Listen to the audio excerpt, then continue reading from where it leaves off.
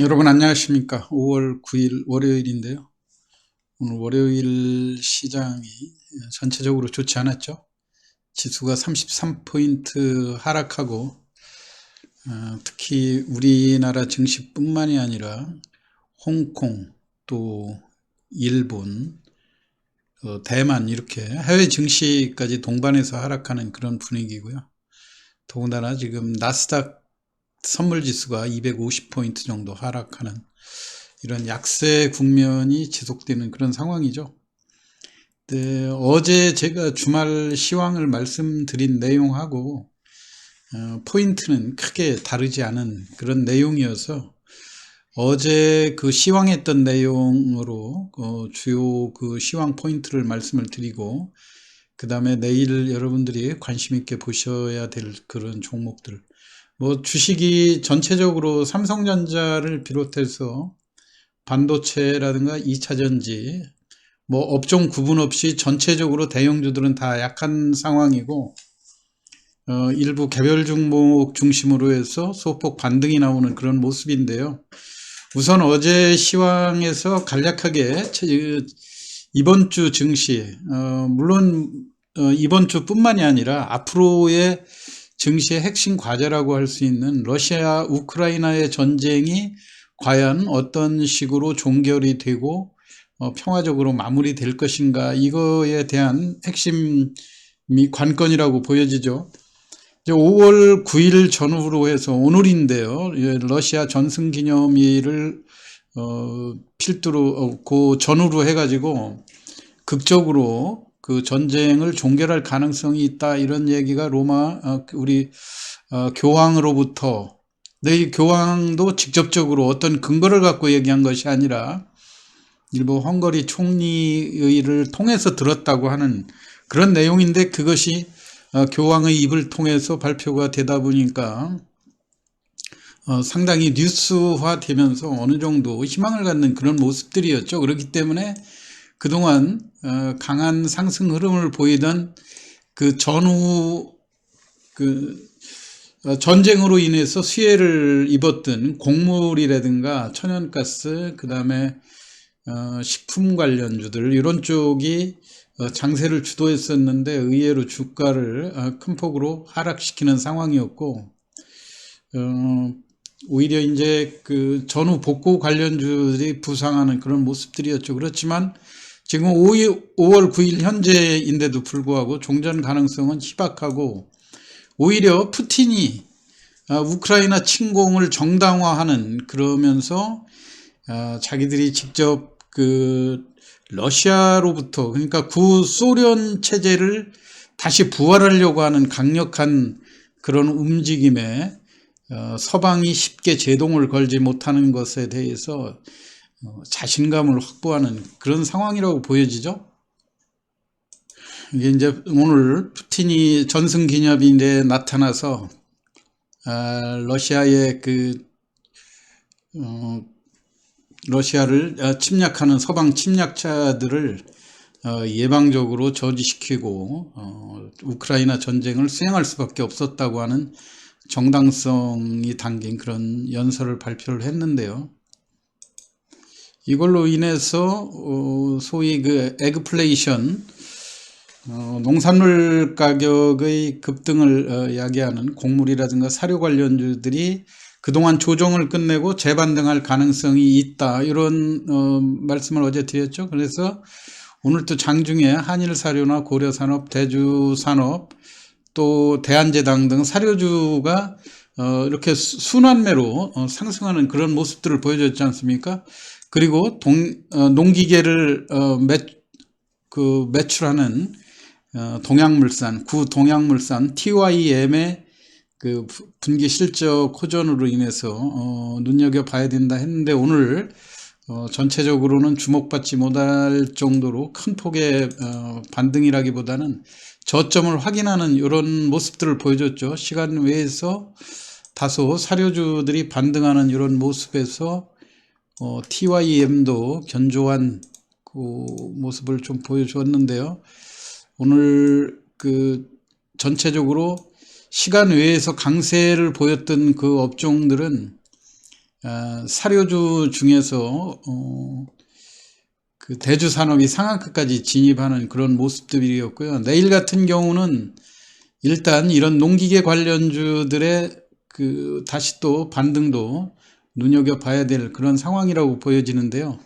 여하튼 우리가 이 사료주들을 보는 그런 맥락을 여러분들이 보면은 지금까지 현대사료가 선발로 오른 이런 상황에서 지금 오늘 한일사료까지 약간은 매수를 기피하는 그런 경향들이 뚜렷하게 나타나고 있다고 보여져요. 왜냐면은 이 주도 세력들이 한 번 그 주가를 띄웠던 거는 여간해서 그 고점에 매도하고 나간다든가 이런 상황이 전개가 되고 하다 보면 쉽게 다시 손을 대지 않는 경향이 있거든요. 그리고 선발로 주가를 많이 띄웠던 이런 업종들에 대해서는 아무래도 가격 부담이 느껴지니까 이 한일사료 같은 경우 눈에 띄게 거래량이 조금 감소하는 그런 모습이죠. 고점에서 많이 하락은 됐지만 조금 기피하는 모습이고, 오히려 그 상대적으로 가격 메리트가 있는 고려산업 같은 종목들이 오늘 종가에 8% 넘는 그런 상승을 보여주지 않았습니까?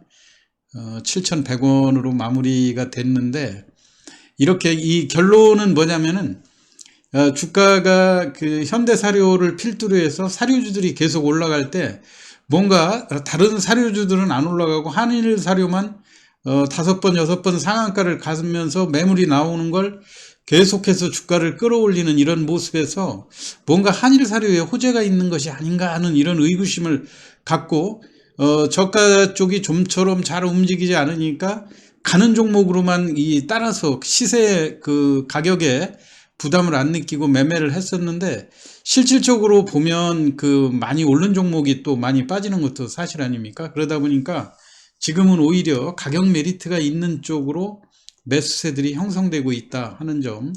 그래서 이제 대주산업 같은 경우 오늘 장중에 마이너스 7%까지 하락시켰다가 종가 무렵 보합으로 급하게 끌어올리면서 시간 외에서 또 지난번하고 유사한 그런 패턴으로 전개가 됐죠.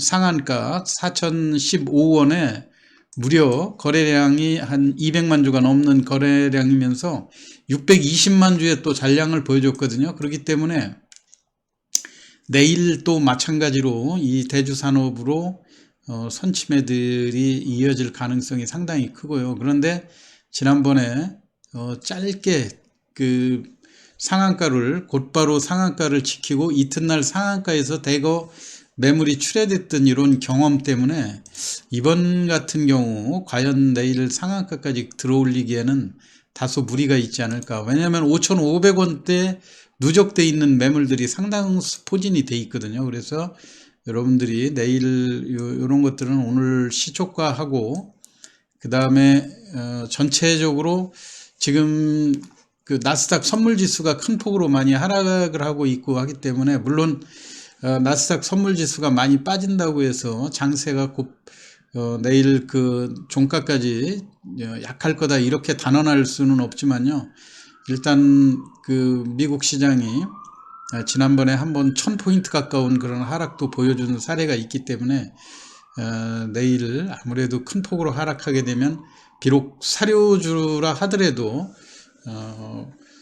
그 고점에 쉽게 초기 상승처럼 적극적으로 매수세를 유발하기가 쉽지 않을 거다. 이런 때일수록 그 주도 세력들이 적극적으로 강한 그 모션, 오늘 같은 경우도 시간 내에서 여러 차례 그 매물이 출회되는 거를 단계적으로 소화시키는 그런 모습들을 보여주지 않았습니까? 그렇기 때문에 내일 요 점을 여러분들이 잘 참고를 하시면서 대응을 하시면 좋을 것 같고요. 사료주에서 우리가 특징적인 종목으로 보면 이 주도 세력들이 주도주 탐색을 벌이고 있다. 다음 타겟들을 뭐로 할 건가? 그 얘기거든요. 현대사료와 한일사료의 기피 현상이 좀 뚜렷하게 나타나는 것 같고요. 오늘 같은 경우 종가는 고려산업으로 올라갔었는데 장중에 대한제당이 계속해서 강했었다고 하는 점. 아무래도 지난번 대주산업이 2차 상한가까지 마무리한 다음에 대한제당으로 매기가 조금 옮겨오는 그런 패턴에서 마무리가 됐었죠. 그렇기 때문에 내일도 비슷하게 가격적으로 비슷한 대한제당이라든가 대주산업 이런 쪽으로 매기가 형성되지 않을까 이런 모습이에요. 왜냐하면 대한제당 같은 경우도 지금까지 외국인이 집중적으로 매수하던 이런 패턴에서 개인들의 매수가 강화되는 그런 모습으로 바뀌었거든요. 그러니까 요 점 때문에 아무래도 저가 메리트가 작용하는 사료주 쪽에 관심을 갖는 것이 더 좋을 거라고 생각이 되고요. 물론 이제 그 금리 인상 이런 문제들은 전체적으로 시장이 대형주 중심의 약세에서 개별 중소형주 장세가 지속될 가능성을 암시하고 있다고 하는 점, 그리고 이제 드디어 내일 5월 10일 날 신임 대통령 취임식이 있죠. 원전 이거에 대한 이제 탈원전을 백지화하고 원전을 중시하는 그런 그 정책으로 선회를 할 수 있을 건지, 그거에 따라서 소형 SMR 관련주들이 뚜렷하게 강세를 보이는 모습들이었죠. 대형주보다는 소형주 쪽으로. 그런데 제가 한신기계가 의외로 조정을 보이고 우진이 강한 그 매수 흐름으로 전개가 될 것 같다 했는데, 오늘 우진이 상당히 좀 강한 상승 흐름을 보였죠. 물론 고점에서 다소 밀리면서 끝나긴 했지만 바닥권에서 장대 양봉으로 마감이 됐다고 하는 측면에서 그동안 못 올랐던 그런 그 상승폭까지 일거에 만회하는 그런 모습들을 보여줬거든요. 그렇기 때문에 의외로 또 그 우진에 대해서 가격 매수가 부담이 되고 하게 되면 다시 언제든지 한신기계로 또 전환될 수도 있는 그런 패턴이라고 보여져요. 오늘 저점 12,500원을 찍다 보니까 결국 우진과의 가격 차이가 이제 역으로 많이 벌어지는 그런 상황 아닙니까? 그래서 언제든지 또 이게 순환매 양상으로 전개될 가능성이 있다고 하는 점. 그리고 이제 어제 대한전선에 대해서 제가 말씀을 드렸지 않습니까? 대한전선은 시간 외에서 강했던 만큼 오늘 4% 정도 올라가고 2,300억 원에 진행이 되는데, 여러분들 이런 대한전선 같은 종목들 기대감은 상당히 큰데요. 이 종목이 쉽게 올라가지 못하는 그런 딜레마도 사실 있는 거거든요. 우선 긍정적인 측면으로 제가 빨리 간략히 말씀드려보면, 코로나 이후에 SOC 투자 확대라든가 원전에 대한 수혜도들도 있고요. 또 무엇보다도 이게 호반 산업이 상장된 유일한 회사다 보니까 기대감이 호반 산업의 자금의 확보 역할을 할 수 있는 아주 긍정적인 효과를 가지고 있다. 뭐 이번에 유상증자라든가 또는 감자 이런 거를 통해 가지고 비록 주식수가 12억 4천만 주로 다소 부담스럽기는 한데요. 이 종목이 액면가 100원으로 전환이 또 됐고, 이 긍정적인 측면에서는 여러 가지로 코로나 이후에 경기 진작 기업으로도 활동할 그런 가능성도 있고, 또 하나는 한진칼의 2대 주주로 지주사에 막강한 지원을 받고 있다고 하는 점, 그거를 높게 평가해서 외국인들이 일거에 또 매수해서 주가를 2,200원대까지 끌어올린 거 아닙니까? 그런데 하나의 또 단점이라고 할 것 같으면 아무래도 상장 주식수가 너무 과다하다고 하는 점이요. 그리고 이게 개인들 소액주주 비중이 상당히 높은 종목인데도 불구하고 개인들이 그렇게 이 종목을 뭐 어떠한 미래 비전을 가지고 저도 이 대한전선에 대해서 시황을 많이 해드렸는데요. 이 종목에 갖는 아주 특이한 현상들이 이 종목을 장기 투자하는 개인 투자자들이 많다고 하는 점이에요. 그런데 다행히 유감스럽게도 이 종목이 코스피 200 종목에 포함되고 그 다음에 주식수가 많다 보니까 이게 소형주도 아니고 그렇다고 아주 또 뚜렷한 대형주도 아니고 그 딜레마에 빠져 있는 거 아닙니까?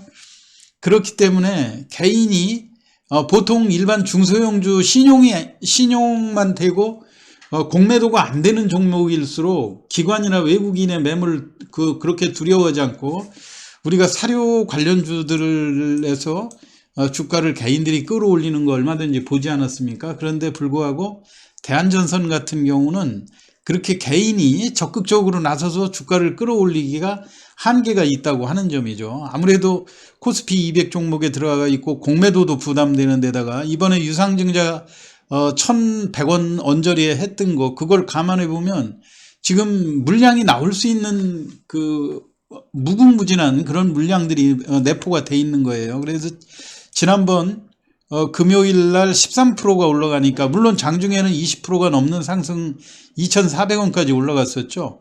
이렇게 조금만 10%만 움직이면 매물이 쏟아지고 물론 모든 매물이 다 나오는 건 아니지만 단기성 투자자들이 증가하고 있다고 하는 점이죠. 5억 주가 넘는 거래량을 보였고 지난 주말에 외국인이 크게 매수를 했는데 제일 눈여겨봐야 되는 거는 이 외국인의 매수가 과연 지속될 수 있는가, 이게 제일 핵심이라고 그랬죠. 왜냐하면 어차피 개인들은 이 종목을 외국인과 기관의 그 저항을 무시하고 개인의 힘으로 끌어올리기에는 이미 한계가 있다는 걸 절감하고 있거든요. 그렇기 때문에 외국이나 기관이 끌어주면 따라가면서 어느 정도 그 개인들이 매도에 치중을 해가지고 다시 또 하락할 때 저점 매수하는 이런 안전판 역할은 하지만 적극적으로 이 종목을 개입해서 일반 중소형주처럼 끌어올릴 수 있는 상황이 안 되거든요. 그래서 오늘 같은 날 지난 금요일에 외국인이 460만 주를 매수하고 제가 시황에서 이 종목이 시초가를 계속 유지하면서 과연 외국인이 큰 폭으로 매수했던 거를 매도하지 않고 또 지속해서 매수를 할 수 있는가, 이 여부를 잘 봐야 된다고 그랬는데 그 시황에 무색하게 시초가를 견디지 못하고 곧바로 음봉으로 전환을 하면서 주가도 또 이번에 1억 5천만 주 정도 거래가 됐고 또 결과적으로 보니까 기관이라든가 또 외국인, 특히 외국인이 그동안 샀던 물량을 오늘 또 전부 다 매도로 치중하는 그런 모습을 보여줬지 않습니까? 730만 주요. 그렇기 때문에 이 종목에 대해서는 일단은 2,000원대를 안정적으로 올려놨으니까 여기에 어느 정도 지난번의 차트 그리고 전체적으로 지금 시장이 좋지 않은 분위기로 흘러가기 때문에 불가피하게 또 기간 조정의 필요성이 또 대두되지 않을까. 그래서 여러분들이 2,100원 정도를 안정적으로 지키면서 다시 또 언제든지 외국인이 또 적극적으로 매수에 개입할 그런 가능성도 있는 종목이거든요. 그러니까 그냥 무작정 이 종목은 올라간다 이렇게 생각하면 누구나 편하겠죠. 그런데 그런 거는 다 신빙성이 없는 이야기고 시장에 따라서 외국인들의 매매 패턴을 우리가 주의 깊게 살피지 않을 수 없다고 하는 점, 이런 거를 잘 판단하시면서 매매에 대응하시기 바라고요. 내일 아무래도 시황이 또 지수가 많이 약한 모습이고 내일 또 지금 현재 시장이 좋지 않은 그런 상황이기 때문에 일정 부분 현금을 유지하면서 보수적으로 투자에 임하시기 바랍니다. 오늘 시황 이거로 마치겠습니다. 감사합니다.